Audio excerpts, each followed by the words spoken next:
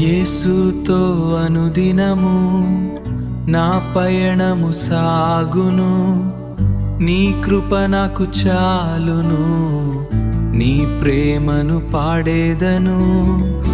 ఆకాశమంత నా స్తోత్రం, భూమి అంత నా కీర్తనం.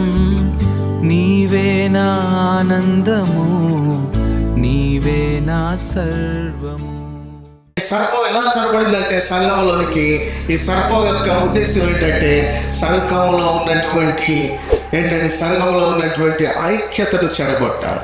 నీవే ఆ ఏదైనా తోటలోకి వచ్చింది, అవల మోసం చేసింది. ద లాస్ట్ క్రీచర్, ఈ సృష్టిలో చివరగా సృష్టించబడినటువంటి ఆ అవ్వ మొట్టమొదటి పాపం చేసింది. మీరు ఒకసారి ఆలోచించండి. ఈ was created at the last creation. దేవుని సృష్టిలో చివరగా సృష్టించింది ఎవరినంటే అమ్మమ్మని. కానీ పాపం చేసింది ఫస్ట్ ఎవరంటే అవ్వమ్మ. I'm not against ladies.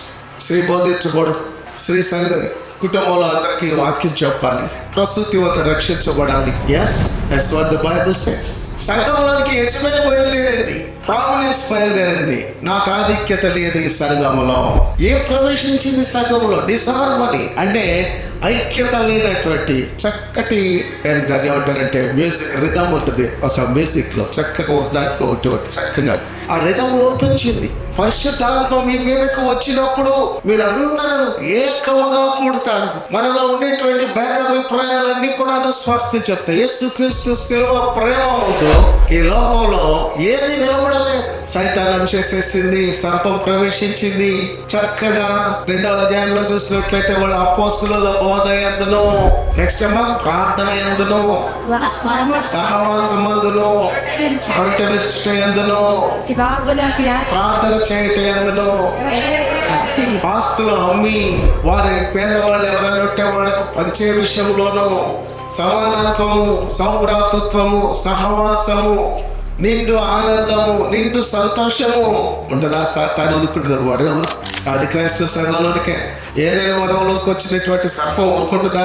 ఇంత మంచి సంఘంలోకి వచ్చేసేసి ఏం చేసిందంటే వారి మధ్య శిష్యుల సంఖ్య అభివృద్ధి చెందుతా ఉన్న టైంలో disciples are increasing. What the devil is doing? ఏం చెప్తుంది? సర్వుడు ప్రవేశపెట్టింది. ఏం ప్రవేశపెట్టింది? గమనించండి ప్రియులారా, ఎప్పుడు కూడాను మనల్ని మనం తగ్గించుకోవటం చాలా మంచిది. We had to humble ourselves. సర్వుడు ఎప్పుడు బయలుదేరింది సంఘంలో? ఇంత పెద్ద సంఘం. ఒక్క రోజు వాక్యం చెప్తే 5,000 మంది 4,000 మంది రక్షణ పొందినటువంటి వాళ్ళందరూ కూడా ఈ సంఘంలో ఉన్నారు. సైతం నుంచి వచ్చేసింది సర్పం. ఈరోజు హోప్ చర్చిలోనికి సడుకులు గొడుగులు రాకూడదు. ఇంపార్టెన్స్, ప్రాధాన్యత కోరుకోకూడదు. ఇలాంట మమ్మల్ని చిన్న చూపు చూస్తున్నారంట. ఇక్కడ డిస్పారిటీ కూడా వచ్చింది. గ్రీక్స్ అందరికంటే పెద్ద నాలెడ్జ్ ఉన్నవాళ్ళు. వాళ్ళు ఏం చేస్తున్నారంటే హీబ్రూస్ పెద్ద నాలెడ్జ్, అంత పెద్ద వీళ్ళతో కంపారిజన్ లేదు. వీనో సోక్రటీస్, వీనో కరెంట్ ఫిలాసఫర్స్ పుట్టిన దేశంలో మేము పుట్టారు. ఇంత గొప్పగా ఉండాల్సినటువంటి సంఘంలో మేము గ్రీకులు అయితే మాకు అసలు ఇక్కడ సంఘంలో పెద్ద పెట్టలేదే. పరలోకంలో చేరాలంటే ఆశ లేనటువంటి వాళ్ళకి ఈ లోకం మీద ఎంత ఆశ ఉంటుందండి. పరలోకం గురి లేనటువంటి వాడికి అన్ని ఇక్కడే, పదవులన్నీ ఇక్కడే కావాలి. కొన్ని సంఘాల్లో గొడవలన్నీ ఏంటంటే నాకు ప్రెసిడెంట్షిప్ ఇవ్వలేదు, నాకు సెక్రటరీ ఇవ్వలేదు, నాకు ట్రెజరర్ ఇవ్వలేదు, నాకు సగ పెద్దగా పెట్టుకోలేదు, నాకు పాట ఇవ్వలేదు, నాకు మాట ఇవ్వలేదు, నాకు గేట్ ఇవ్వలేదు. For small things, silly things, పరలోకంకి పనికిరానటువంటి విషయాలన్నిటి మీద వీళ్ళ మనసు ఉంటుంది. సర్పం వచ్చేసింది. ఇంత పెద్ద సంఘంలోకి సర్పం ప్రవేశించింది.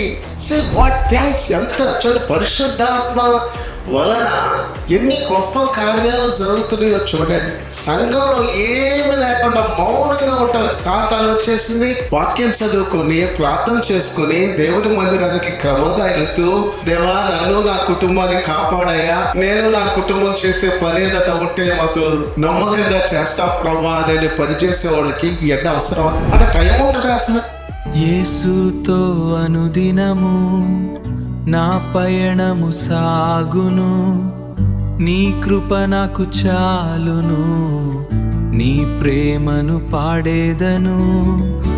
ఆకాశమంత నా స్తోత్రం, భూమి అంత నా కీర్తనం. నీవే నా ఆనందము, నీవే నా సర్వము.